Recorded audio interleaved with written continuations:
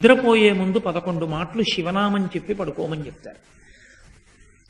తెల్లవారి నిద్ర లేచేటప్పుడు మీరు పరమశివ భక్తులైనా సరే, మీ కులదేవత పార్వతీ పరమేశ్వరులైనా సరే, శివ శివ అంటూ లేవడాన్ని శాస్త్రం అంగీకరించదు.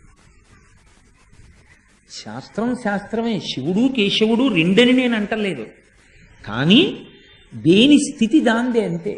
నిద్ర లేచినప్పుడు మొట్టమొదట నోటి వెంట పైకి రావలసినటువంటి మాట ఏదో శాస్త్రమే నిర్ణయం చేసింది. ఇంకా వేరొక మాట ఏదీ నోటి వెంట రాకూడదు. మొట్టమొదట తెలివి రాగానే రావలసిన మాట ఒక్కటే, అది 3 మార్లు పలికి లేవాలి మనసం మించింది. శ్రీహరి శ్రీహరి శ్రీహరి అన్నారు. 3 మాటలు శ్రీహరి అన్న నామం చెప్పి మాత్రమే లేవవలసి ఉంటుంది. అంటే జాగృతి ప్రారంభమైంది, నిద్ర లేచాడు, రక్షణ చెయ్యవలసినటువంటి వాడు శాస్త్రమే నిర్ణయం చేసింది.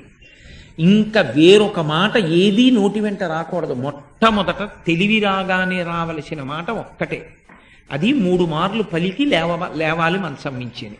శ్రీహరి శ్రీహరి శ్రీహరి అన్నారు.